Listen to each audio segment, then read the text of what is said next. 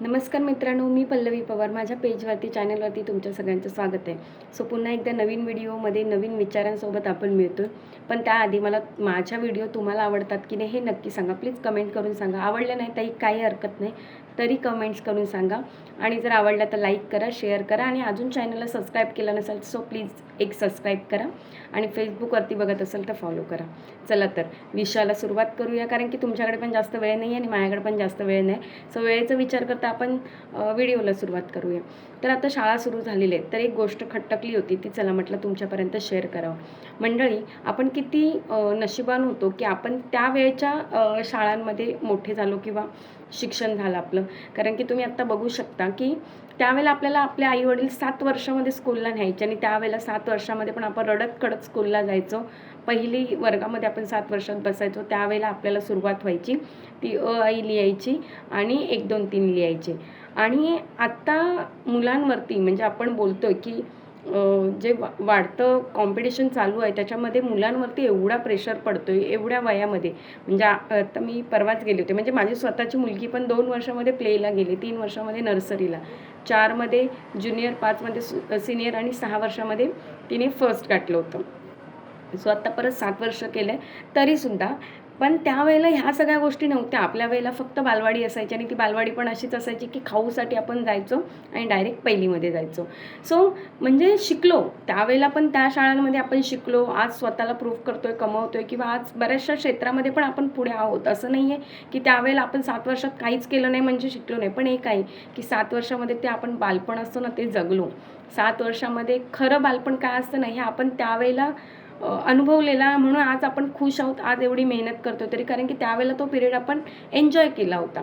पण आत्ताची जर परिस्थिती बघताय म्हणजे 3 वर्षाच्या मुलांना स्लीपिंग लाईन म्हणजे ज्या स्टँडिंग लाईन, स्लीपिंग लाईन हा अभ्यासक्रम चालू झाला आहे. म्हणजे त्यांना आता हातामध्ये चॉक पण पकडता येत नाही ना, त्यावेळेला त्यांना ABCD रायटिंग चालू झाली. म्हणजे 3 वर्षाच्या मुलांना कंपल्सरी ABCD बोलता आली पाहिजे आणि लिहिता आली पाहिजे. म्हणजे त्या 3 वर्षाच्या लेकराला अजून ते बाहेर आलेल्यालाच 1 वर्ष झालं की ते उभं राहायला लागतं, बोलायला लागतं. आणि लगेच उभं राहायला नाही लागलं आणि बोलायला लागलं नाही की आईवडील लगेच स्कूलमध्ये पाठवतात. म्हणजे विचार करा की एवढ्या कमी वयामध्ये ते त्यांचं बालपण पार हरवून टाकले. म्हणजे त्याच्यामध्ये त्यांची चुकी काहीच नाही, आपली पॅरेंट्सची. आणि पॅरेंट्सची तरी का, कारण की आता तो हेच दिला आहे ना, माहोलच तो दिला आहे की प्रत्येक पॅरेंट्सला वाटतं की जर त्याचा मुलगा जाऊन ABCD 3 वर्षात करतो तर माझं मूल का नाही करू शकत. म्हणून प्रत्येक पॅरेंट्स आपल्या मुलाला टाकतात आणि त्या बिचाऱ्या लेकरांचं बालपण हिरावून घेतात. सो खूप मनाला लागलं. आणि त्यातून पण ते इंटरव्ह्यू घेणार, म्हणजे मोठे मोठे स्कूलवाले असतात त्यांचा जर फॉर्म्युला तुम्ही बघितलात की त्यांची स्कूल चालू व्हायच्या अगोदर इंटरव्ह्यू, म्हणजे जसं की आता ज्युनियर सिनियर झालं आहे, सॉरी प्ले नर्सरी झालं आहे तर ज्युनियर सिनियरला तुम्हाला टाकायचं आहे. तर मोठ्या मोठ्या स्कूलमध्ये आपण टाकायला जातो, कॉन्व्हेंट स्कूल, CBSE बोर्डवाले मोठे मोठे स्कूल. का तर माझ्या मुलाला पुढे जाऊन कुठली गोष्ट कमी नाही पडली पाहिजे ही आपली स्वप्न असतात. सो आपण तिथे टाकायला गेलो की त्यांची इंटरव्ह्यू होणार. त्या इंटरव्ह्यूमध्ये त्यांची होणार प्लस पॅरेंट्सची पण इंटरव्ह्यू होतात. माझ्या मुलीच्या वेळेला मी स्वतः हे फेस केलं. ज्या वेळेला मी तिला कॉन्व्हेंट स्कूलला टाकली त्यावेळेला तिची प्लस म्हणजे आईवडिलांची दोघांची पण इंटरव्ह्यू होते की तुम्ही अभ्यास घ्यायला कॅपेबल आहात की नाही, आणि तुमचं मूल आमच्या स्कूलमध्ये ॲडमिशन करतायत तर आमच्या स्कूलचा स्कोर खाली नाही झाला पाहिजे. सो त्यांना येतं. मला हेच कळत नाही लॉजिक की शाळा ह्या शिकायसाठी असतात. म्हणजे जिथे मुलांना घडवलं जातं, एखादा मातीचा गोळा जरी आपण पाठवला ना तरी त्याला आकार द्यायचं काम हे म्हणजे शिकवणाऱ्या शिक्षकाचं असतं. तिथे आता इंटरव्ह्यू घेतल्या जातात. म्हणजे जर तुमचा मुलगा जर ते पास करतोय, ते पात्र ठरतोय तर त्याला ते स्कूलमध्ये घेणार. मग तिथे शिक्षकांची गरजच काय आहे की एखाद्या मुलाला तुम्ही जर इंटरव्ह्यू घेऊन जज करता आणि त्याला मग ॲडमिशन देता, तर मला असं वाटतं मग शाळा नाही झाली ती. मग तुम्ही तुमचा तो बिझनेसच चालवता की तुमचा स्कोर व्यवस्थित आला पाहिजे. शाळा ह्याच्यासाठीच असतं की ज्याला येत नाही त्याला शिकवण्यासाठी शाळा असतात. सो खूप मनाला गोष्टी खटकतात. आणि प्लीज याच्याने काही मी कोणाला वाईट बोलत नाही, त्याच्यामुळे बॅड कमेंट्स करू नका. जे माझ्या मनाला वाटतं ते मी तुमच्यापर्यंत शेअर करते. तुम्हालाही तेवढाच हक्क आहे, पण कमेंट्स करताना व्यवस्थित करा की मी ॲज अ एक पॅरेंट्स म्हणून किंवा मी एक सामान्य गृहिणी आहे म्हणून मला ज्या गोष्टी खटकतात ते मी तुमच्यापर्यंत आणण्याचा प्रयत्न करते. सो तुम्हाला पण काय वाटत असेल तर एखाद्याला बॅड कमेंट्स करण्यापेक्षा जर तुमच्यामध्ये हिंमत असेल तर व्हिडिओ करा आणि सोशल मीडियावर शेअर करा.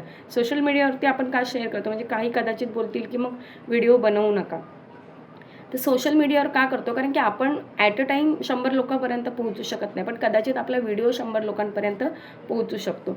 सो ही आत्ताची सिच्युएशन झाली लहान मुलांच्या शिक्षणाची आणि पुढे त्या लोकांना एवढ्या कॉम्पिटिशनला आणि एवढं स्ट्रगल करायचं की खूप मनाला वाईट वाटतं की त्या काळी आपण खूप खुश होतो. म्हणजे जवळजवळ 7वी-8वी पर्यंत ना आपल्याला काहीच नव्हतं. म्हणजे अक्षरशः इंग्लिश नाही, काही नाही, काही नाही. मस्तपैकी उन्हाळ अभ्यास केलेला. ज्यावेळेला जिम्मेदाऱ्या पडलेल्या त्यावेळेला केलेल्याच. पण कुठेतरी खंत वाटते की ते आयुष्य आपल्या मुलांना जगायला मिळत नाही, याची पण खंत वाटते. सो काही चेंजेस जर झालेच तर चांगली गोष्ट आहे, पण मुलांवरती एवढे आपण प्रेशर देतो ना, आपण ते कमी करू शकतो. काही पॅरेंट्स ना या कॉम्पिटिशनमुळे ना 3-4 वर्षाच्या मुलांवरती खूप प्रेशर देतात की तुला हे रायटिंग करता आलंच पाहिजे, तुला हे बोलता आलंच पाहिजे. तर एवढ्याशा लेकराकडून एवढी अपेक्षा आपण लगेच करणं चुकीचं आहे. भले शाळेचे काही नियम असतील, काही असतील, पण शाळा मुलांना जन्म दिलेली नाही आहे, आपण जन्म दिलेला आहे. त्यामुळे आपल्या मुलांची केअर करा, त्यांच्यावर जास्त प्रेशर टाकू नका.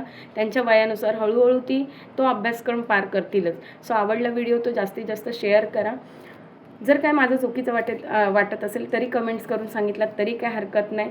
पण जास्तीत जास्त लोकांपर्यंत शेअर करा, लाईक करा आणि सबस्क्राईब केला नसेल तो सबस्क्राईब करा आणि फॉलो करा. भेटूया नेक्स्ट व्हिडिओमध्ये. तोपर्यंत सगळ्यांना जय महाराष्ट्र, जय शिवराय.